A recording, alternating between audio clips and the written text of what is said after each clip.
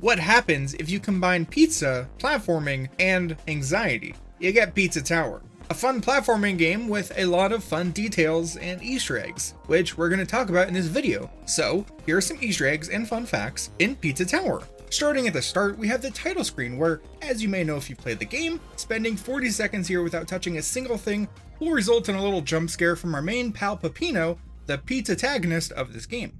Additionally, at any point while on the title screen, you can tap with the mouse or press right trigger to beat up Peppino.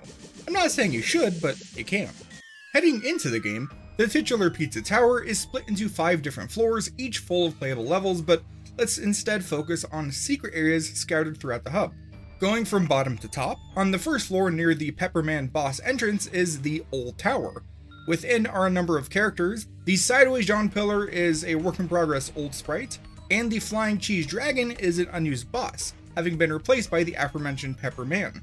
While the Cheese Slime and Pepperoni Goblin can be found elsewhere in the game, the Camembert Squire is an unused enemy, who originally would have stood in place and charged at the player. If defeated, they would have left behind their weenie mount.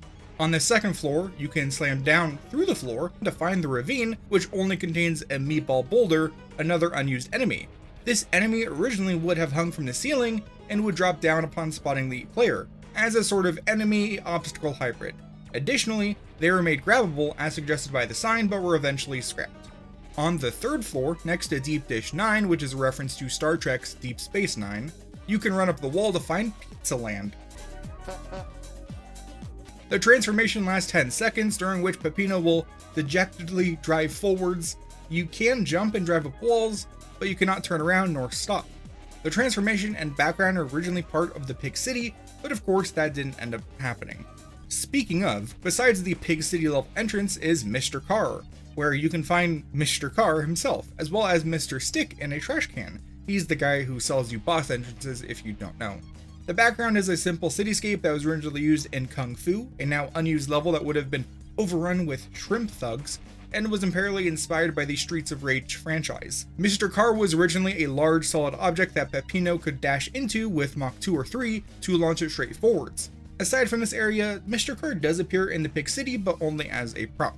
Also on the 4th floor, to the right of the Chili Freezerator level, is the Noisette Cafe. Within is the Vigilante, boss of floor 2, as well as Noisette, who was originally planned to run the tower's gift shop where players could purchase alternate clothing colors, tips and tricks, and OST CDs. While that was scrapped, she does still appear at a few other places in the game, most prominently at the end of her boyfriend's boss fight, dragging the Noise away.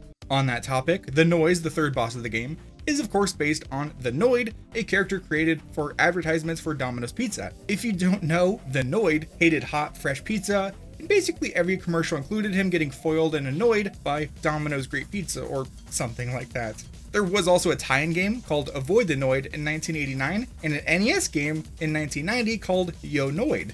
In that game, the Noid used a skateboard, jetpack, iconic pizza crusher contraption, which all inspired the Noise's otherwise seemingly random array of tools. Related, on the 5th floor near the entrance to Pizza Scare is Wash and Clean, a laundromat featuring the Noise riding one of the machines like a cowboy. Off to the side is a Noise satellite, an unused enemy object thing. There is also a spiky-haired character with a hat under a white sheet. This is actually Snick the Porcupine, a parody of Sonic that was playable in the demo of Pizza Tower made for the Sonic Amateur Game Expo. Snick can also be seen in the mansion secret area, accessible by running up this wall near Gustavo and Brick. Oh, and by the way, one of those characters' taunts is actually a reference to Snick. As for the rest of the mansion's portraits, we can see some minor and major characters. There's Noisette, a Pepperoni Goblin, Pepperman, as well as the more distinguished version of Greaseball who serves as the golf ball in the aptly named golf level. Also, shoutouts to John E. Cheese, which is apparently the Vigilante's grandfather, which explains why he appears during the boss fight to help his grandson from beyond the grave. That said, Mansion gets its name from a now unused level that would have been located first on floor 3 before being shifted to floor 4, before eventually being cut. It was apparently an eerie mansion owned by Pepperman, and would have included the Firebutt, Knight, Ball, and Clown transformations. As far as I can tell, all of the enemies featured in the mansion got used elsewhere, and can be seen during normal gameplay, aside from Grandpa, who can now only be found in a hidden room accessible at the start of Pig City. He just sits there rocking back and forth, and will absolutely rock Peppino if he gets too close, which does reward you with the itchy sweater outfit. Also in the Pig City is another secret room, which can be entered through a door hidden above the exit taxi for the third area. Getting here rewards you with the pan-fried achievement, and there are a bunch of bacon toppings that you can collect for bonus points.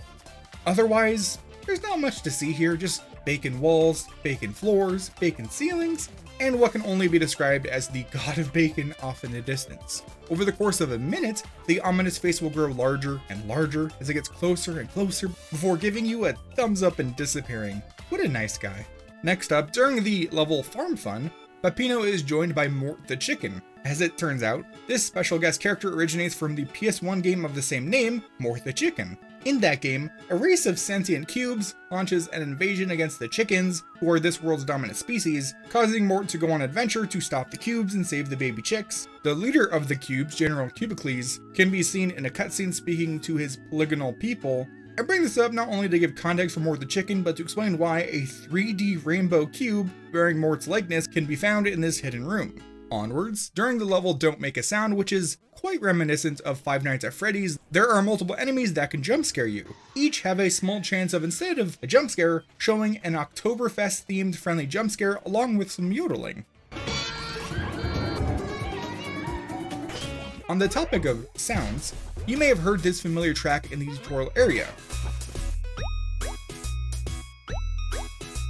Well, this track is Funiculi Holiday, composed by Classici Gito, and it does in fact use part of the same song known by many as the Pizza Time theme from Spider-Man 2, which is actually just a song first composed back in 1880 by Luigi Denza, with lyrics by Peppino Turco.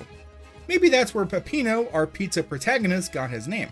Also, kind of a spoiler, but there is actually a secret room you can unlock by finding every secret in every level.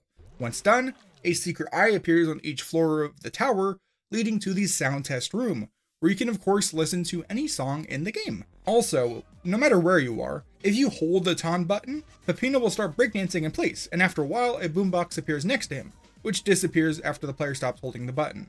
Also, you can move while breakdancing, though it doesn't serve any function. Closing things out, there is actually a secret minor character in every single level called Pizza Tower Guy, or PTG. This man in a tower costume has a set location in each level and will disappear after 1 minute has passed from the start of the level, or you get too close, whichever happens first. It took me a few attempts, but I was able to reach him in the level John Gutter. Look, there he is for just a brief moment. Unfortunately, I don't think I have the skill nor willpower to go and find him in every level. Thankfully, the YouTuber Prism Up To It was in fact up to the challenge and made a whole video showcasing each Pizza Tower location, which I encourage you to go check out if you want to watch some nice movement and get some glimpses of the Pizza Tower Guy. For now, we're going to end things here. Thank you so much for watching. Big thanks to my channel members for their support, and a Pizza Tower size thanks to Captain Crayfish for being a super fan. If you enjoyed this video, why not leave a like, maybe subscribe, and comment down below your favorite pizza topping. Mine's pineapple, which I know is objectively wrong, but I can't help it. That's it for this one. Thanks for watching. Bye-bye.